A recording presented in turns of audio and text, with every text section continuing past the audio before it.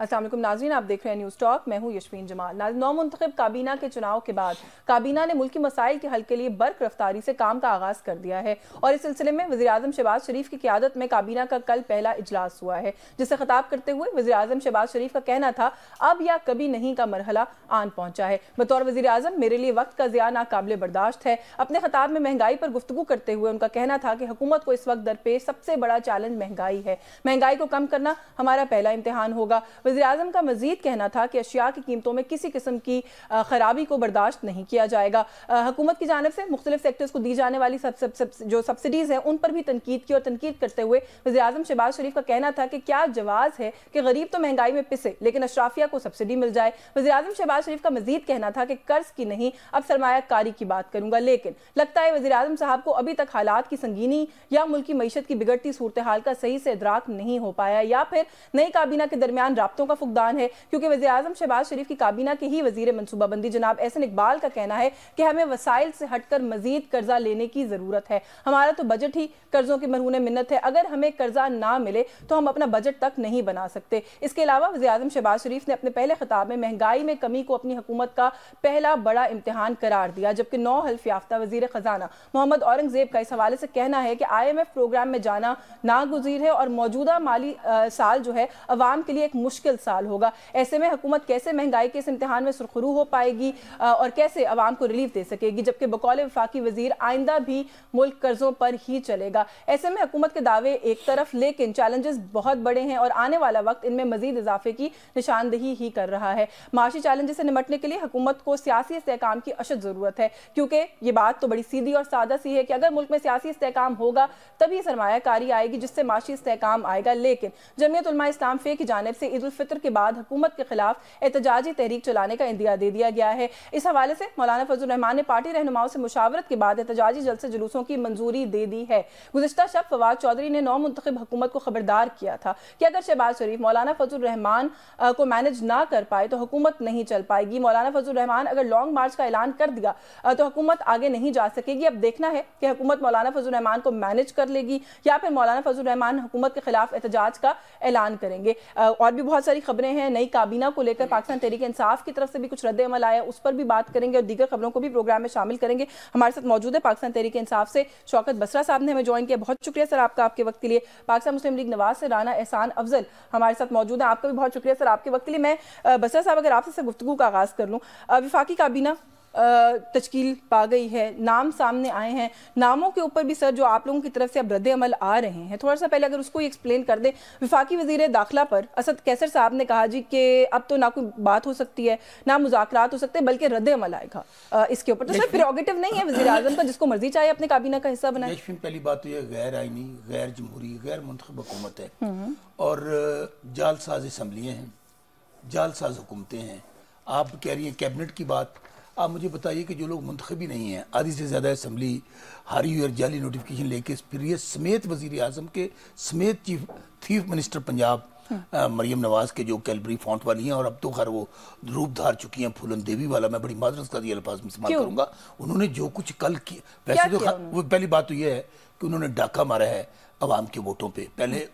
अब क्योंकि इनकी हमेशा रवायत ये रही है कि ये पैसों पे डाके मारते और मारते रहेंगे, पैसा लूटा है अवाम का इन्होंने, अब अवाम के वोट लूटे हैं और अंदाजा करें शर्मिंदगी भी नहीं हो रही और आप जाली वो कहते हैं पैसा लूटा हमने, आज तक आप साबित नहीं कर सके, इल्जाम है। किस तरह साबित अब आप वोटों का इल्जाम किस तरह साबित करें, बताएं ना मुझे। किस निजाम ये जो मौजूद, फिर अदालती निज़ाम तो आपका अगर दुनिया में जाके देखें तो नीचे से हमारा पहला या दूसरा नंबर है। ये फिर इसको छोड़ के ये जो मजाक बनाया ना मुल्क को बनाना रिपब्लिक से अगले वाली गेम है। इस वक्त हालात ये हैं कि आप ये देखें कि क्या काकड़ फार्मूला और जो फार्मूला था अपना मोहसिन नकवी फार्मूला, यूसी फार्मूले की कंटिन्यूटी है ना, ये वही लोग हैं। क्या जरूरत थी आपको 70-80 अरब रुपये आपने हुकूमत का लगाया, कोई 100 अरब रुपये आपने लोगों का लगवाया, 2-2.5-3 खरब लोगों का लगवा दिया आपने। केवीके में आपकी गवर्नमेंट भी आई है। अच्छा मैं फिर कह रहा हूं उसी खर्चे के नतीजे में जिसको आप हम यशफिन ओपनली कहते हैं, मैं बार बार ये कह रहा हूं कि इनके पास कोई मैंडेट नहीं है हुकूमत का और ये सिर्फ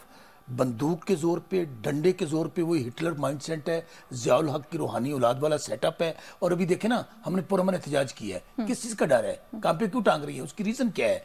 अवाम साथ नहीं है, इलेक्शन चोरी का है, फ्रॉड का है, अब धन धौंस धांधली के जरिए। अभी आपने कहा कि कैबिनेट पे आ जाए, क्या कैबिनेट है? मैं फिर कह रहा हूं, अल्लाह नबी के नामों के नीचे खड़े होकर झूठे हलफ उठा रहे हैं। अल्लाह की मदद किस तरह शामिल होगी आपके पास कि अल्लाह को हाथ ना जान के हलफ उठाया? मोहसिन नकवी कौन है? मोहसिन नकवी के हाथ रंगे हुए हैं मासूम अवाम। सर मोहसिन नकवी जो भी हो, फिर अली अमीन गंडापुर कौन है? अच्छा क्या सवाल ये है ना? अच्छा, अली अमीन उनकी जाती कंडक्ट को लेकर क्या कभी कोई सवाल नहीं उठाया गया? सुनिए, अली अमीन गंडापुर कौन है? जिन्होंने 6 महीने इस रियासत का और इसी मोहसिन नकवी जैसे लोगों का जुल्म और जबर सहा है, जिनकी माएं बहनें बेटियां अपने घरों तक। सर वो आपके लिए क्राइटेरिया होगा ना, बहुत से लोगों के लिए वो क्राइटेरिया नहीं है। क्यों क्राइटेरिया नहीं है? हाँ। आप किसको, अच्छा सियासी वर्कर किसको कहते हैं? मैं फिर कहता हूं सियासी वर्कर की होता मोहसिन नकवी हो, औरंगजेब हो, या ये जितने चले हुए कारतूस। सर वो कहते हैं ना एक्शन और रिएक्शन, आपका एक्शन था अली अमीन गंडापुर को लगाना, रिएक्शन में मोहसिन नकवी लगा दिए गए। तो मैं कह रहा हूं बर्दाश्त करेंगे। मोहसिन नकवी ने पहले जो जुल्म जबर ढाए हैं, इस हुकूमत का क्राइटेरिया ये है जो जितना बड़ा मुल्ज़म होगा, मुजरम होगा, उसे सबसे बड़ा उहदा मिलेगा। मैं फिर आपको यशफीन ये बताने जा रहा हूँ, ये आपका मैं कह रहा हूँ ना आखिरी हलवे के तौर पे इस्तेमाल कर रहे हैं। राना सनाउल्लाह ने कहा ना, हम चांस ले रहे हैं। किस बात का चांस ले रहे हैं? अभी मैं शहबाज शरीफ साहब की गुफ्तगू की बात कर रही थी, हम आएंगे, महंगाई खत्म कर देंगे, बेरोजगारी खत्म करेंगे। क्या ये पहली दफा हुकूमत में? एक से पहले काबीना पे बात करें, महंगाई पर भी आती हूं। 4 बारियां ले चुके हैं, ये 16 महीने हम यही सुनते रहे। मैं राणा साहब से एक सवाल पूछूं, क्योंकि कैबिनेट की हम बात करें ना, काबीना से जुड़ा एक बड़ा जरूरी सवाल है। राणा साहब, चले पाकिस्तान तहरीक इंसाफ तो एक आपकी पॉलिटिकल ओपोनेंट है, वो आप पे क्रिटिसिज्म करेंगे, मैं थोड़ी देर के लिए उस क्रिटिसिज्म को एक तरफ रख देती हूँ। सर फिर भी ये तनकीद की जा रही है कि काबीना की जो तश्कील है, जो फॉर्मेशन है, ऐसा लगता नहीं है कि वो आप लोगों की कोर टीम है। ऐसा लगता है वो बस कोर टीम बताई गई है कि ये कोर टीम है, इसी को लगाना है, इसी से काम करवाना है। बिस्मिल्लाह। देखिए डेफिनेटली पीएमएलएन की कोर टीम है, और इन सारी जो क्या कहते हैं जितनी भी अपॉइंटमेंट्स हुई हैं वो प्राइम मिनिस्टर शहबाज शरीफ साहब ने की हैं। देखिए यहाँ मसरा साहब ने कहा गैर कानूनी, गैर आईनी, शहबाज शरीफ साहब ने की हैं। राणा साहब दिल मानता है आपका दिल मानता है। चलिए बात पूरी कहा, अभी इन्होंने कहा कि गैर कानूनी, गैर आईनी, चोरी की हुकूमत और ये फलाना ढमकाना, तो ये इसी असेंबली से बन के आई है ना हुकूमत। इस असेंबली में आपके मेंबर जो हैं वो तनख्वाहें भी ले रहे हैं, उनके दिए हुए सरकारी रिहाइशें भी ले रहे हैं। इन्हीं असेंबली के अंदर वो इलेक्शन भी लड़े, प्राइम मिनिस्टर का इलेक्शन भी लड़े, हारे, चीफ मिनिस्टर के इलेक्शन भी लड़े, और एक सूबे में चीफ मिनिस्टर का इलेक्शन जीत गए। तो अगर ये गैर कानूनी, गैर आईनी और ये जाली हुकूमत है तो उस असेंबली से इस्तीफे दे। उस असेंबली से इसको तो वैसे आपको अप्रिशिएट नहीं करना चाहिए राणा साहब, ये डिसरप्ट नहीं किया इन्होंने अगर निजाम को, तो इसकी तो तारीफ बनती है। मैं ये कह रहा हूं कि जिसको ये गैर कानूनी, गैर आईनी कह रहे हैं, वहां से तनख्वाहें भी ले रहे हैं। ये कौन सा दोहरा मेयार इन्होंने इख्तियार किया हुआ है कि मराद भी ले रहे हैं, तनख्वाहें भी ले रहे हैं, एक हुकूमत भी बना ली और उसी को गालियां दी जा रहे हैं। तो ऐसा मत करें। अगर आपको लगता है कि आपके साथ कोई जो है मामलात हैं तो वो इलेक्शन कमीशन का रुख करें, अदालतों का रुख करें। अच्छा चलिए, I have taken your point, लेकिन थोड़ा सा काबीना के ऊपर आपने कहा कि शहबाज शरीफ साहब ने ये काबीना जो है खुद अपॉइंट की है। सर पहले तो ये कि हमने हमेशा सुना कि economy when it comes to मईशत तो पीएमएलएन के पास तो एक ड्रीम टीम है। सर आप में से कोई भी नहीं, आप तो खुद मईशत को बड़ा अच्छा समझते हैं, आप में से कोई भी इस काबिल नहीं था सर कि इस मुल्क की मईशत को आके संभाल लेता। मोहसिन नकवी साहब के क्या क्रेडेंशियल्स है सर कि वो किसी भी मुल्क के वजीर दाखिला हो सकते हैं? थोड़ा सा ये सवाल तो है ना। उन्होंने इलेक्शन जितवा के दिया, और क्या क्रेडेंशियल हो इनका? इलेक्शन पे डाका मार के दिया इनको। नहीं, सबसे पहली बात तो ये कि जो मोहम्मद औरंगजेब साहब हैं उनका एक बहुत बड़ा इंटरनेशनल एक्सपोजर है फाइनेंशियल सेक्टर के अंदर, और ये कि हमारे पास टीम नहीं, हमारे पास भी टीम मौजूद थी, लेकिन वक्त की ज़रूरत समझते हुए लोगों से मुशावरत करके प्राइम मिनिस्टर साहब ने ये फैसला किया कि उनको ये कलमदाम सौंपा जाएगा। और वो देखें बड़े काबिल इंसान हैं। और इसी तरह मोहसिन नकवी की अगर बात की जाए, काबिलियत के ऊपर मैं सवाल नहीं कर रही, ऑफ कोर्स वो फाइनेंस के फील्ड के अंदर, सेक्टर के अंदर उनका बड़ा नाम है, बाकी और मैं क्या कहूँ, लेकिन आपने कहा कि वो पाकिस्तानी है, अभी तक वैसे उनके पाकिस्तानी होने का प्रोसेस जो है वो जारी है। जो मैंने लास्ट चेक किया था वो डच नेशनल है। बात ये कि प्राइम मिनिस्टर ने उनको मौजू समझा, बाकियों से ज्यादा मौजू समझा, तो उन्होंने उनको लगा दिया। अब ये अच्छा, तो आप देखिए राणा साहब, आप you are a political worker, आप जो है ना वो टेक्नोक्रेट तो है नहीं, आप हल्के की सियासत करते हैं, आप आवाम में जाते हैं। सर आप तो ये इतना तो माने ना कि ये ऑप्टिक्स के लिए बुरा है, आपके ऑप्टिक्स के ऊपर बुरा रिफ्लेक्ट करता है कि आप में से कोई इस काबिल नहीं था। सवाल है नहीं, आपका जो सवाल है, फाइनेंस की टीम सिर्फ एक फेडरल फाइनेंस मिनिस्टर नहीं होता, मिनिस्टर ऑफ स्टेट भी होते हैं। तो ये आगे प्लान्ड है कि पॉलिटिकल जो पोर्शन है वो भी फाइनेंस मिनिस्ट्री में दिया जाएगा, जो पॉलिटिकल एजेंडे को भी पूरा वहां करेगा, जो सियासी, और वो नुमाइंदगी नेशनल असेंबली से ही होगी। तो अभी ये पहला फेज है कैबिनेट का। फाइनेंस के अंदर जो बाकी टीम आएगी उसमें पॉलिटिकल लोग भी होंगे, टेक्नोक्रेट एक आ गए, एक प्रोफेशनल आ गए, लेकिन पॉलिटिकल कॉम्बिनेशन दे दिया जाएगा ताकि बैलेंस आउट हो जाए। तो आपका कंसर्न जो है वो दूर हो जाएगा। बाकी जो मोहसिन नकवी साहब की बात है, देखिए उन्होंने बड़ा अच्छा जो है पंजाब के अंदर परफॉर्म किया, पंजाब की डेवलपमेंट के हिसाब से, एडमिनिस्ट्रेशन के हिसाब से। उस बुनियाद पे प्राइम मिनिस्टर साहब ने उनको वहां सर, एक सियासी जमात, मुल्क की सिंगल लार्जेस्ट पार्टी, वो इस वक्त ये कह रही है कि मोहसिन नकवी साहब ने उनके साथ जो जो ज्यादतियां की, उनके पास पूरी एक फेहरिस्त है सर, जो नेवर एंडिंग फेहरिस्त है। आप ये कह रहे हैं उन्होंने अच्छा काम किया, अगेन बैड फॉर ऑप्टिक्स। आपको कोई और वजीर दाखिला नहीं मिला सर? नहीं, देखें, बात ये कि 9 मई का वाकया उनके दौरे हुकूमत में हुआ, और अगर उन्होंने 9 मई के वाकयात के ऊपर कोई जो पंजाब पुलिस ने अगर कोई कार्रवाई की, तो उसके ऊपर तो ये प्रोपेगेंडा पहले से कर रहे हैं। ये तो आज भी प्रोपेगेंडा कर रहे हैं, कल भी कर रहे थे, आगे आने वाले वक्तों में भी इन्होंने करना है। इन्होंने तो कोई कसर नहीं छोड़नी मुल्क को इंस्टेबिलिटी की तरफ ले जाने के लिए और को माशी इंस्टेबिलिटी की तरफ धकेलने के लिए, लेकिन इनके एजेंडे कोई पूरे नहीं होने वाले और ना हम होने देंगे। अच्छा, before I go to Basra साहब, एक ब्रीफ कमेंट जरूर मैं चाहती हूँ कि आप कर दें। निगरान हुकूमतों का काम होता है मुल्क में शफाफ इलेक्शन कराना। शफाफ इलेक्शन उन्होंने कितना कराया, I leave it to you. मेरा ख्याल है उसके ऊपर तो कमेंट भी करना जो है वो है फजूल है। वो काम वो कर नहीं सके। उसके बाद हम ये देख रहे हैं कि एक एक करके वो हुकूमती ओहदों पर सेट होते जा रहे हैं। सरफराज भुट्टी की आप बात करें, काकड़ साहब का नाम भी बड़े इंपॉर्टेंट ओहदे के लिए आ रहा है। हमारे जो केयर टेकर इंफॉर्मेशन मिनिस्टर थे उनका नाम सेनेट के अंदर आ रहा है। मोहसिन नकवी साहब ऑलरेडी आ चुके हैं फेडरल कैबिनेट के अंदर। चीमा साहब का ऑलरेडी मामला हमने देख लिया। सर अगेन ये क्या कर रहे हैं आप लोग? I really fail to understand कि जो लोग अपना काम भी नहीं कर सकते थे, आपकी हुकूमत कैसे चलाएंगे? नहीं, देखें, बात ये है कि अभी तो ये सारी जो है एक स्पेकुलेशन है कि कौन सेनेट में आ रहा है, कौन नहीं आ रहा। दो लोगों की अगर बात की जाए, सरफराज भुट्टी साहब जो हैं उन्होंने ड्यूरिंग केयर टेकर टेन्योर छोड़ा और पीपल्स पार्टी ज्वाइन की और इलेक्शन लड़ा।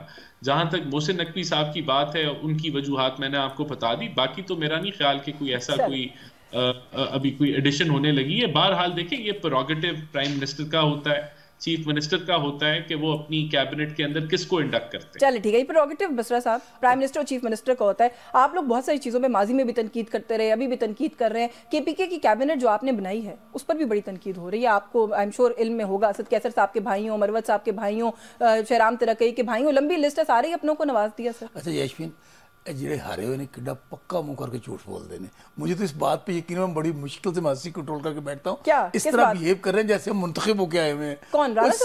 टोटल पूरी की पूरी मुस्लिम लीग नून, राहत मिफ्ता इस्माइल को आपको सुना है। अगर आपका मियाँ नवाज शरीफ हार गया, मियाँ शहबाज शरीफ हार गया, मरियम बीबी हार गई, सब लोग हार गए, तो पक्का मुंह करके आए बैठ के गुफ्तगू कर देने, वो देखें जी हम ना डिलीवर करेंगे, हम टीम बना रहे। ओ भाई, आप लोग वही हैं जिन्होंने 4-4 बारियां ली और पिछली बार 16 महीने तो आप ये कहते रहे बन गए। क्या कहें? अच्छा, मुझे बताएं ना, ये ना कहें कि मुल्क की मईशत की बहाली के लिए काम करें। वजीर आजम, जाली वजीर आला। मैं इसलिए कह रहा हूं कि ये गैर मुंतखब लोग हैं, इसीलिए आप फैसले आप देख लें। आप वैसे तो आपको हर बात का पता है, खुल के आप ना कहती है ना मैं कहता हूं, ना कह सकते हैं हम लोग, मजबूर है हम लोग। लेकिन इन बेचारों को जो लेकर आए हैं, जिन्होंने इलेक्शन जितवाया है, वही हुकूमत करेंगे और वही अहम ओहदों पे होंगे। आज देख लीजिए ना, फिर मैं कह रहा हूं मोहसिन नकवी, कौन है मोहसिन नकवी? किधर से आया है मोहसिन नकवी? कहां से आया है मोहसिन नकवी? वो तो कहते थे मेरा बेटा है। कहां से आया? जो सदर, आपको नहीं पता? वो उनकी एस्टेब्लिशमेंट कहती है कि ये इससे बड़ा अच्छा एडमिनिस्ट्रेटर कोई नहीं है। कब कहा है? जो बेटे वाली बात दुरुस्त है। आपको मैं रिकॉर्ड के लिए मैं फिर कह रहा हूं, इस तरह आप अवाम को भेड़ बकरियां समझ के अभी भी मैसेज क्या दिया जा रहा है? डर, खौफ, बंदूक, गोली के जरिए सब कम धमकियां दे रहे हैं कि हम आपको 9 मई में लपेट देंगे। मैं फिर कह रहा हूं, 9 मई बहाना था, असल में पीटीआई और इमरान खान निशाना था। हम आज भी कहते हैं कहाँ है वो 120-9 मई वाले, लाएं, उनको सजाएं दें, हमें पता चले और कमीशन बनाएं। अभी भी फिर कहते हैं, ये इलेक्शन के मुतालिक बात कहते हैं, वे फॉरवर्ड क्या है, ये हुकूमत हम नहीं चलने देंगे। ये यशविन बहुत क्लैरिटी के साथ आपको बता रहा हूं। असेंबली के अंदर हों या असेंबली के बाहर हों, क्योंकि अवाम के वोटों पे इन डाकुओं ने डाका मारा। तो आप कह रहे हैं आप नहीं चलने देंगे? इसलिए नहीं चलने देंगे कि अवाम का मैंडेट इनके अच्छा मुंतखब किया है लोगों ने, तहरीक इंसाफ को और इमरान खान को।